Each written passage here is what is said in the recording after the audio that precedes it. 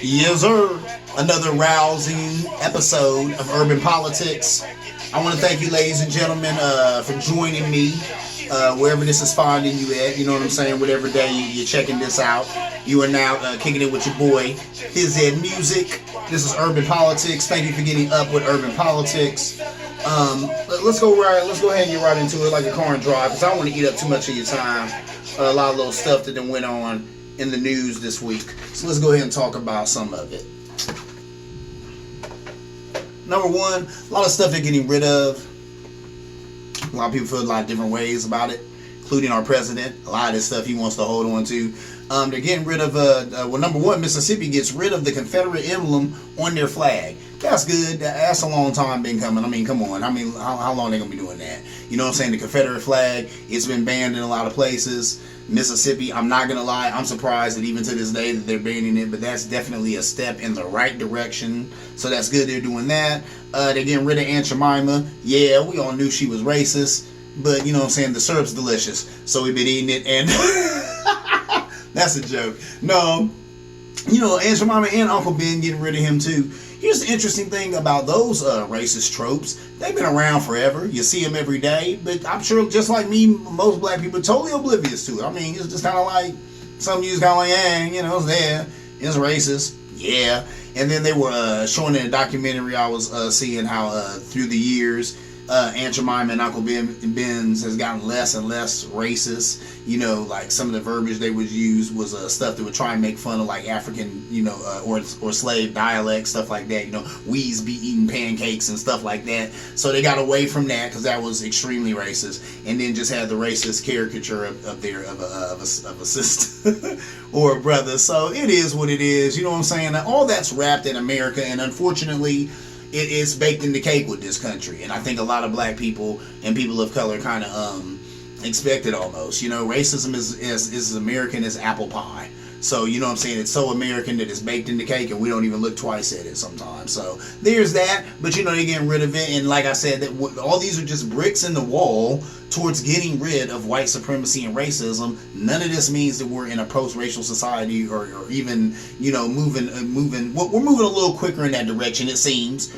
Right now, the world seems to be in love with Black Lives Matter and black lives as a whole. Let's see how long that lasts. And hopefully while this is going on, we can harness that energy and get some legislation and some meaningful, impactful change around here. So there's that. The Simpsons said that they're no longer going to voice black characters with white actors, which I'm like, wow, okay, I guess that's something. I mean, it is what it is. Sometimes some of this stuff goes a little bit too far. You know, I was tripping though when I found out that Cleveland, like the Cleveland show, I guess they said that character Cleveland, he was voiced by a white guy. Now I seen a commercial where you seen it was the white guy voiced his voice. Yeah, I'm kind of like, you know, so what? But I mean, I guess that's something. I always tell people I'd rather see people doing too much than too little. You know, I'd rather you trying to show me too much that you care than showing me that you don't care. So we got to take what we got to take what we get. So there's that. Statues coming down all over the place. That is great. Good riddance, the bad rubbish. Some of these statues have been needing to come down. So the fact that people are upset about them, get out of here. The president, tripping. But that's his whole thing, is just to create these culture wars. He keeps pushing these culture wars that he keeps losing, and I love to see that too. I've actually been heartened by the performance of America lately. Does that make any sense? I'm surprised that there are more people supporting Black Lives Matter than there are supporting the president. And not to say that I necessarily support Black Lives Matter, the movement, but I support the sentiment. Obviously, I'm black. Obviously, my life matters. So there's that. Do I support the three sisters, two of which identify as queer, who started the agency and George Soros's money, they might be involved in the agency and No. But when you say Black Lives Matter, with my hands in the air, because I happen to be one of those black lives, and I do matter. So there's that, and my life does matter. So moving on. Like I said, some of this stuff goes a little bit too far. They talking about, okay, I'm from Columbus, Ohio. For those who don't know, I'm coming to you live and direct from the OH and a dime, Columbus, Ohio. I am a Buckeye. I am a useless nut. And here's the thing, I live right by Columbus State Community College. I went to Columbus State Community College. I graduated from Columbus State Community College. All I have is an associate degree. It came from that institution. They have a statue of Christopher Columbus that has been there forever. I pass it all the time. You're coming up Long Street, you pass that statue. I never ever thought of the fact that Christopher Columbus is a murdering rapist guy who, you know what I'm saying, killed a bunch of indigenous people and stole their land and did all types of horrible, mean, cruel things to them. I never thought about, here you are in a city that's named for him. Here you did graduate from, or here you graduated from an institution that bears his name. I never thought about that. You never think about all that. So should that statue come down? Yes. But like Barack Obama said years ago, and I agree with him, and I'll say it again like he said it, those statues, as soon as they come down, you need to be driving that right to a museum. Put it up in a museum. It doesn't deserve to be in the front of a university. It doesn't deserve to be on a state house lawn. But you can drive that guy, right? You can take down that statue and drive that guy right to your local museum, because people need to know that history.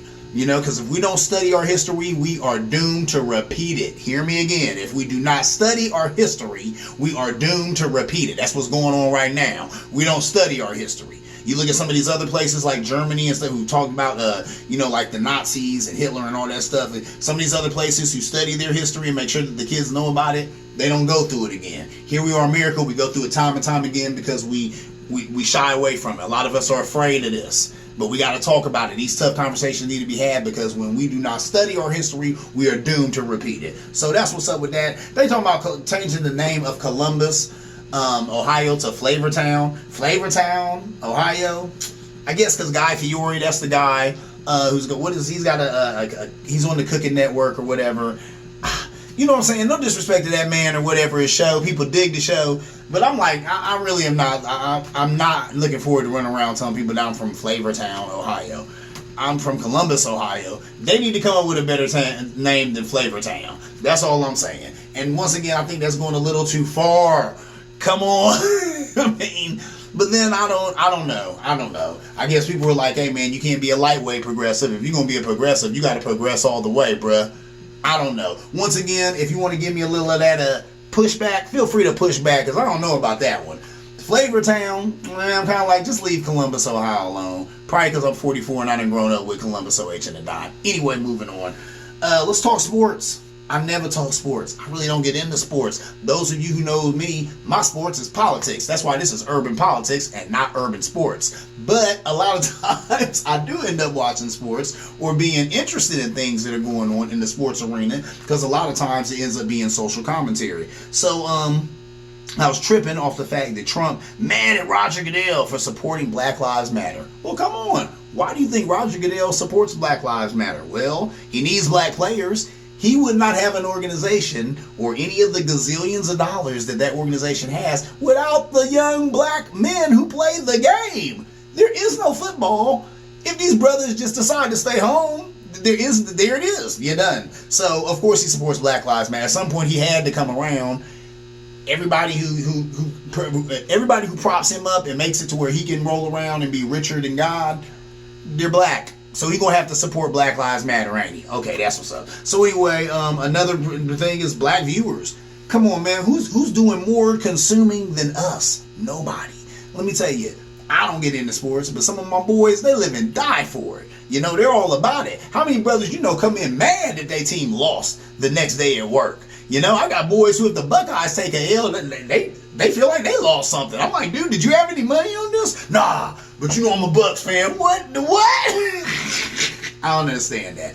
But then, as I sit here and want to talk smack about them, I was just as bummed out when Trump won, because that was like my Super Bowl, and my side lost then, because I was a Democrat back in them days, for real, and my side did lose. So I felt the same way. I felt some camaraderie when I thought about it like that, but it blows me away, you know what I'm saying? So, of course, he had to support Black Lives Matter, because black people do a lot of consuming, a lot of consumption of sports and sports memorabilia. Heck, I got a whole bunch of throwback jerseys and all that stuff. And like I said, I don't even get into sports, but I am black, and I do buy jerseys. And when jerseys was hot, I used to wear them. So there you go.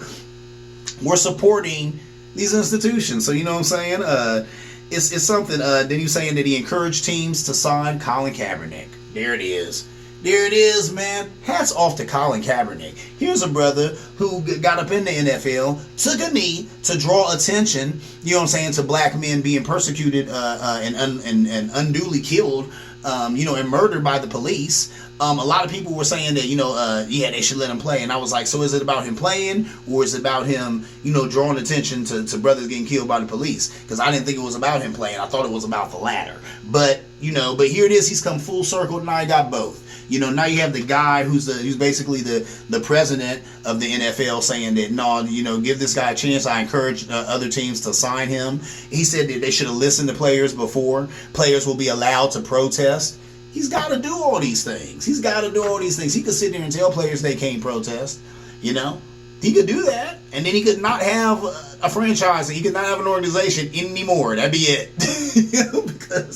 And then I heard, I don't know these guys' names all like that, but I heard some of the ones who were more prominent saying that they were going to start their own league and do their own thing. They definitely got the money. So I say, I don't know why they're not doing that anyway, but whatever. If they want to fall back and fall in line with Mr. Goodell, looks like he's playing ball now, and that's a good thing. And I like to see that too. But he's got to play ball because public sentiment is not on his side anymore. For whatever reason, people are feeling Black Lives Matter right now. So you got to get on board with that. So that says a lot about the NFL. It tripped me out too that does anybody remember a guy named Tim Tebow? Back in the day, he took a knee, but he took a knee over abortion rights. He was saying he couldn't stand for a country that allowed abortion to still take place. Okay, I'm like, wow, there's that. And abortion tends to be the hill that a lot of people want to live and die on. And that man had strong convictions about something. And he took a knee for it. And that's fine and all good. But why is it that he didn't get dumped on like Colin Kaepernick? Ain't that interesting? And I think it's not what he did. I think it's what it was, what's behind what he did. When Colin Kaepernick did it, you know what I'm saying? He was saying, hey, police, stop killing black men. But when, when Tim Tebow did it, he was saying, hey, abortion's bad. So, people get, oh, abortion's bad, we can get on board with that. But then when a brother, take a knee because black men are getting murdered and slaughtered by police officers around America, then people got a problem with the NFL. Now people don't want to watch no more. Now people are mad at him. So ain't that interesting? Welcome to America. Anyway, moving on.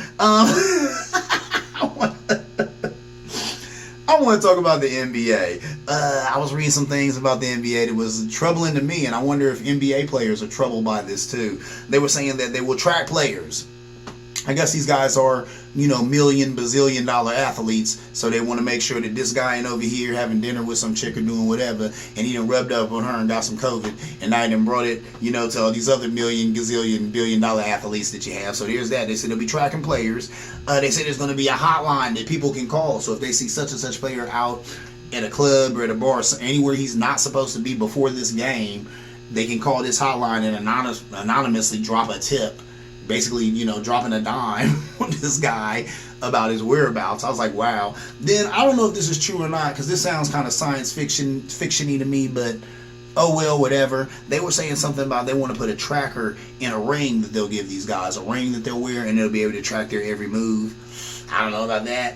They were saying they're going to be playing the empty arenas. That makes sense because they don't want a bunch of people there. A bunch of people there is more exposure to COVID-19 or more risk of an exposure to COVID-19. So I feel all of that. But I just wonder that, what NBA players are willing to sign on for some of this stuff. Because even though, they make a whole lot of money to play a child's game. I don't know if I'm down to wear a ring where they're going to be tracking me, or I don't know if I like the fact that I could be out just hanging out and somebody could just, pick up a phone or whatever and drop an anonymous tip or whatever about some bad behavior of mine. And then you're going to have a lot of, let me use some news lingo, some bad actors out there who are just going to call and lie about whatever sports athlete they don't like because he's going against their team. Who wouldn't do? And that's the first one. I said something to some guys I know who, who watch sports about this. That was one of the first things came out their mouth to me. Like, and that's something you would do if, you want to try and get at the other team or make sure this guy didn't play because he's a threat to your team. So all that madness, they going to do all that, but it is the NBA. They got to make that money, so we're going to see what happens. I know a lot of people would still want to watch these games on TV. Most people do watch these games on TV because you got to have a whole bunch of cash to be at these games anyway. Most people can't afford to go to these games. So most people watch them on TV anyway. So they're probably going to find a way for these games to take place, and that's probably going to be the way to do it in an empty arena. Hats off to them. It is what it is. Moving on. Let's go ahead and get out of sports and let's talk about some real life superheroes or a real life superhero. Harriet Tubman, I've talked about her on here before. She was supposed to get put on the $20 bill. Now it's not happening until 2030. It was supposed to happen in 2020. It's supposed to happen this year at some point. Now it's not happening in 2030. It's garbage. You know who the president is, and that's all I'm going to say. They claiming that it's for security reasons. It's because security over counterfeiting concerns. Really? What are the concerns? What are the concerns, man? I think the concerns is that y'all are some... Okay, I ain't going. This is a family show, so I'm going to keep it family. But let me tell you something, man. That's garbage. All they doing is denying this sister her due. Like I said, Harriet Tubman is a real-life superhero. You know, everybody watches these movies, these Marvel superheroes, and Batman is my favorite, and, you know, Superman and Wonder Woman and all these other people. Harriet Tubman, here's a woman who was born in slavery, got herself out of slavery, then came back several times to get her brethren and sister out of slavery. Who's doing better than that? Who's done anything fresher than that? Nobody. I can't think of anyone who trumps what she did. Not only getting out of slavery, not only freeing yourself from bondage, but going back and getting other your people and countless and hundreds of them and freeing them from bondage too. Come on, man. You know what I'm saying? And she was due to be put on the $20 bill. They were saying, and then they were saying they was just going to put her on one side, still keep the other side the same way, but just have her sharing a side with the president that's on there. I want to say it's Thomas Jefferson. I think it's Jefferson. Well, not president, but one of the founding fathers that's on there. So, but then it's like, nah, I'm not going to do that, and it's because, you know, it counterfeiting concerns. That's garbage. That's garbage, but whatever. Like I said, you know who the president is. You know the type of shenanigans he does, especially when it comes to race. So you have to know there was no way he was going to let that black woman's face be on the $20 bill. Not while he's president. We'll get it the next time. If we get Biden up in there, he'll do it. But Trump, there was no way he was going to let that roll under his presidency because he's a piece of... Anyway, moving on. Moving on. They were talking about housing discrimination on TV, and I wanted to bring this up because, and I've talked about it a lot on this show, but maybe some people don't know. I just run through it real quick. What they were talking about basically was redlining, and that was you know, a practice that a lot of realtors had, and then they even talked about how there were actually the Federal Housing Administration had requirements that no homes be sold to blacks.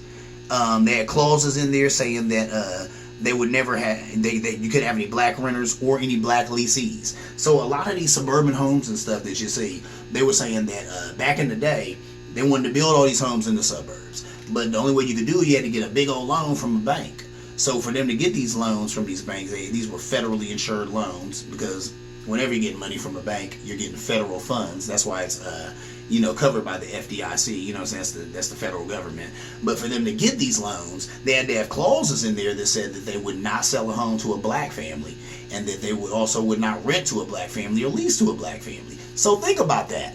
That was literally in the wording of the Federal Housing Administration. I laugh to keep from crying because some people don't know that, but when you think about that, it puts a lot of things into perspective. And what it was is this: when you had some of these GIs coming back from World War II, some of the white ones, they were able to go to a bank and get that loan from that bank, that federally insured loan. They'd get a house, and then that house became their nest egg. And so they would, you know, pay the mortgage on that house, and they were building equity. When they built that equity in that home, they could use that equity to send their children to college, and then they talked about it here, or it could be a down payment on another home, which also ensured that your family could still have a place to live. And that's one of the biggest expenses on the planet, isn't it? I mean, what are the two biggest things you're going to spend money on is what? Your home and your car. That's what people have told me. Your home and your car are probably going to be your two biggest investments. So the fact that these guys were able to come back and get these homes and have that nest egg, and there's a lot you can do with that nest egg. Hey, you could, if you had a good job and had money over here, maybe you take that nest egg and open a business or something. Maybe you invest in something else that's going to make the family a lot of money. But it starts with that nest egg. And a lot of the brothers and sisters who went over there and fought, they came back, they couldn't get those loans, and they couldn't get them in those neighborhoods because of the color of their skin. So that set us way far behind. A buddy of mine, he watches the show, my boy, got a big brain on him, my dude Brad. How you doing? He'll probably see the show. Me and him used to have conversations all the time, and he would tell me, he said, a lot of white people don't get it. And I said, what you talking about? He said they don't get it, how they'll say, why is it that black people are so far behind? He said, because we were put far behind. He said, a lot of us didn't have that nest egg. He said, a lot of us are just, and we were talking this probably in the 90s. I think both of us were kind of getting out of high school having this conversation. And he was saying that this got the first generation of a lot of us even going to college. And that was true. And I told him, I said, hey, I just read an article that said that there were more young black people going to college at that point in time than ever in any other time in history. And it was like 90 something. It was probably like 95, 96 or something like that. You can do the history on that. You can Google that yourself. So that's my point. White people have been sending their kids to college since the 40s, since the 50s, 60s, all of that. You had a point to where the article had to be written to say that, yeah, right now in 1990, whatever, so many black people are sending their kids to college. How far behind are we? Right there. And this is just one little piece of white supremacy. This is one little piece of racism in this country. This is a blip on the screen, baby. This once again, I laugh to keep from crying. But this is so small when you think about the mosaic that is racism. Whoa, man, I tell you, welcome to summertime. The mosaic that is racism in this country. It's a tapestry, and it's been put together over years. White supremacy has taken years to develop and come together, and this is just one piece of it that really set people of color back. So that's something to think about. That's something for you to do the knowledge on, or do the research on. Redlining, that's what they called it, where they actually put a red line on a map and said, yeah, this red line, if they're black, they can get stuff over here. They can't get stuff over here. That's probably a big reason why, and it's always been this way. I know a lot of people on Section 8, boy, they get hungry for them Section 8 certificates out in the suburbs. Always hungry for that because, for years we weren't allowed to live out there. And so when it opened up and we could live out there, then people couldn't wait to run out to the suburbs, could they? So, and then there was people who poo-pooed that or whatever, of course. But it is what it is, because a lot of our suburban places are hood places these days. And I know you know what I'm talking about. So anyway, moving on. Let's get back into some more sports. Sports, I couldn't get away from it. It's crazy. I was watching stories about Penn State. Penn State, I guess there's a guy over there, Coach Chambers, this white cat. He was a coach. He claims he has a great relationship with other black players, has helped the black community through helping these players, through giving them wealth and helping them to gain access to wealth. He's been able to help these communities of color through these young black men that he's worked with. He says that he's helped the black community through these players. Says that he can't say that he's saved lives, but he can say that he's changed lives. All right. Anyway, listen, this guy, he had a young black player, and he gonna tell him some stuff like, I want to loosen the noose around your neck. What? When I read it, I was like, seriously? So I guess they were having a game or something was going on. There's something going on with this Rasir Bolton. Like, I don't get into sports all like that. Something's going on with the young man. He got some pressure or something from some outside sources about whatever. I don't know. And he gonna say, I want to take the pressure off of you. You know what I'm saying? I'm paraphrasing. I want to lighten your load. And then I want to loosen the noose around your neck. Come on, man. Come on, man. And I refuse to believe that was an accident. I'm like, man, you knew what you were saying. And then, he's in the article and he was like, I don't know where that came from. And I don't even use language like that. Well, then why did you use it then? And I don't want to hear about all these relationships that you have with all these other brothers. Well, they need to know you're a racist too. And they need to be talking to you, because never in your life should you be having a conversation with a brother and noose come out your mouth like that. Or I want to, and how about this? He didn't say, and listen to this. He didn't say, I want to take the noose off of your neck. No, he said, I want to loosen the noose around your neck. Don't loosen my noose, bruh. Take the noose off my neck. Okay? You know what I'm saying? Don't ease up with the knee on my neck. Take the knee off my neck. What? So come on, man. Don't tell me. It's stuff like this. That's ridiculous. Like I said, I don't even get into sports. When I read this story, I was like, man, that's goddamn ridiculous. Get out of here, man. Get out of here. Talking about I want to loosen the noose around your neck. And I guess the young brother, they said he went to a student advisor first, a sister. And, he said to remark to her, and he said, maybe I'm just, maybe I'm going too far with it. Or maybe I'm, just you know what I'm saying, just taking this too hard or whatever. And she was like, no, I don't think so. You need to say something about this. So, yeah, you know what I'm saying? That's ridiculous. So I'm like, cut it out. Cut it out. But this is what you get when you have a bunch of old white men coaching young black men. there's not enough black coaches in college basketball, football, baseball, whatever you got. Come on now. And that's the problem we got around here, because that's ridiculous. That don't make no sense. And that's right up there with the brother who drive for NASCAR. Y'all know his name. It's been in the news the whole time. Trump mad at him because he just, you know what I'm saying, he didn't even bring it up. NASCAR brought up the fact that there was a noose, hanging in the place where he puts his car in or whatever. Come to find out it ain't a hate crime. It had been up there before he even got assigned that locker. Whatever, but like he even said, and I agree with him, it's still a noose. So that is what it is. President gonna be mad at him, talking about he should apologize. For what? They're the ones who wanted to investigate it. Thank God they did, and great, it was nothing, but why would he apologize? When and why did he got to be a black man to be anywhere around the noose? Who does that? Who does that? So that right there, I mean, whether there was a black person around or not, you tying a noose, there's a zillion other knots you could have tied to hold that garage together. You gonna tie a noose, and then the president want him to apologize? Get out of here. That's ridiculous. So the president and this dude, he knows, Coach Chambers, he knows what he's doing. So it is what it is. Penn State, y'all need to get that together, man. Hire better people. Moving on, I want to talk about the Coopers. You know him better as the white woman who was in the park, who got on the cell phone and tried to call the police on the brother who had just, got mad at her because her dog wasn't on a leash. And he was thinking she was going to scare the birds because he was trying to bird watch. That's right. Ain't that crazy? Her name was Amy Cooper and his name was Christian Cooper. Meet the Coopers. So there's that. There's their names. Them the Coopers. But you're well acquainted with them. You know these people I'm talking about. It was interesting because they talked about how she was weaponizing her whiteness. I agree with that. This is the thing that makes me upset about this. There was a time when I was against cancel culture because I was like, we're going too hard on people. We're being too hard on people. The repercussions are too hard. And a lot of people would probably say the same thing about this young lady. You know what I'm saying? They were trying to say, her lawyer came out and he was saying that this is a direct result of cancel culture. She lost her job, she lost her friends, she lost her home, she lost her public life. And I'm like, cry me a river. This brother could have lost his life.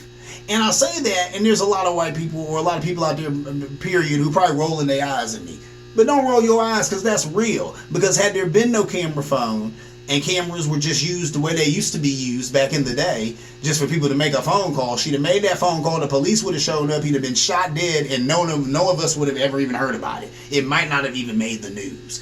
And that's commonplace. George Floyd, if it wasn't for these camera phones, if it wasn't for the phone, if it wasn't for the camera, you wouldn't know about it. I wouldn't know about it. It would have been a blip. It wouldn't have been nothing. It would have been just something that happened and nobody even cared about. There'd been people around the area, they'd have been mourning about it. They just sought out justice for the brother, but the rest of us would have never known about it. There definitely wouldn't have been the movement that there's been in our society if it were not put on camera phone. So that's what I say to her lawyer. Yeah, she lost a lot, but she's still alive, ain't she? She still has her life. And sometimes it don't go down like that. When they call the police on people who look like me, sometimes it don't go down like that. So guess what? Yeah, she lost a lot. Yeah, people won't be talking about her on the internet for a while. Yeah, she probably got a little clever nickname that the brothers and sisters then gave her. Yeah, she's a laughing stock, but she's alive, ain't she? She still got her life, don't she? She'll still go somewhere and live and eat and breathe and still talk to her family, right? Trayvon Martin, he won't do that. He ain't got that. Eric Garner, that brother ain't gonna do that. You know what I'm saying? George Floyd, he can't do that. So think about that. That's why I say to her lawyer, man. Think about that. That's why I said, think about that, man. Anyway, moving on. Something a little lighter than that. Something a little lighter. Let's talk about Mr. West. Mr. West. I love Kanye West. People who know and who watch this show, man, I'm a big Kanye West fan. That guy is one of the most talented brothers on two legs. Usually when I preface things like that about somebody, that's when I'm about to go in. Let me go in on him. I wish this guy would shut up about politics. Talk about he's making a run. He is an idiot. No one would vote for you, Kanye. No one would vote for you. And I understand how, I get, Nina Turner, if you don't know who Nina Turner is, she is an extremely intelligent sister. I love Nina Turner. I wish she could be Joe Biden's, one of his vice president, or I wish she could be Joe Biden's vice president, but that can never happen because she was tough on Bernie's team and she went in on Joe Biden, but she is great. She's extremely intelligent. She is what we need as a country, as a people. Anyway, she got into it with Deborah Messing. Deborah Messing, Let me preface this too. I like Deborah Messing. Why? She's on Will and Grace. And that was a great show. That show, I don't care who you are, if you've never seen it, you need to see it, get hip to it. That show did amazing things for humanizing the LGBTQ/MB community for normal people. Or as not normal people, but heterosexual people, and people maybe who have never had a gay friend or a lesbian friend or anything like that. Because that show was good. It had good acting, it had good jokes. It like I said, it helped to humanize, helped the people understand that they're just like us. They just want good, nice places to live, just like us. And that did a lot for, how you seen the Supreme Court just go ahead and make it so that you can't be fired for being homosexual or gay. Will and Grace helped some of that. So she was a big piece of that. So there's that. With that said, I agree with what Nina Turner said to her. So they on Twitter having a battle or whatever. And, Nina Turner told her, first of all, black voters are not owned by anyone. The black vote should always be earned. I agree with that. That is true. We are not owned by anyone. That's why people would always get on me for telling people I was a Democrat back in the day. I was like, hey, I am a Democrat. I'm going to be honest about that. These days, I'm honest about being independent. I'm independent because I haven't liked a lot of the stuff I've seen on the Democratic side or the Republican side. So there's that. I could never be a Republican. And a lot of times, the Democratic Party makes me want to shoot somebody. So I go ahead and be... I go ahead and be an independent, and when you're an independent voter, you're like a lot of female voters, and female voters do what? They vote the person and not the party. So that's what I'm going to do. I'm going to vote the person, not the party. If it's a good person and you're saying some good things and you've done some good things in your past, I'll go ahead and give you my vote. And that's what's up with that. Number two, I agree. So she was right with that. You know what I'm saying? We're not beholden to anybody. Nobody just gets our vote. There ain't going to be no coronations, as you've seen with Hillary Clinton, with no coronations. Black folk is a finicky folk. We're not just giving over our vote. We never have. So there's that. She said, we can think for ourselves. We don't need your help. I hear that. She probably was like, Deborah Messing, for real, please sit down and take several seats. The last thing the black community needs is you weighing in on this. And the last point that she made is probably the biggest point. She said, sometimes best to stay out of family business. Black people are still a community. We're a community. So don't come up here with your madness. If you don't believe we're a community, go over to Black Twitter and you're going to see that we are true indeed a community. We got something to say about what all of us are doing all the time. And that's fine because it's us talking about us. It's like when Chris Rock gets on the stage and says N-word this, N-word that, N-word this. Nobody bats an eye because he is an N-word. And that's fine. I tell people all the time, I guess you have to be a part of that peer group, to use that terminology. I remember being at a party, and I worked with a woman who was a lesbian, and she had brought her a lover there, and she asked me, she said, why is it that a bunch of black guys can get together and call each other the N-word, but, if I did it, they look at me crazy? And I said, well, let me tell you, I've been on campus, downtown, Columbus, Ohio, Ohio State campus, Short North. And I said, and I've been behind a group of young white guys who are obviously gay because they were calling each other faggot, and they were just saying it, like throwing it at each other, like F you, F this, you faggot. And I said, and I was just walking behind them like, wow. I said, but I thought to myself, if I went up there and said, hey, well, how you doing? They would have beat me to a pulp. It's fine. Would have beat me to death, and that would be appropriate because I'm not a member of that peer group. Ergo, I should not be using that terminology around them. And then she looked at me and she said, okay, now I get it. And that's what's up. And that's what that's about. So I guess I ended with that and to say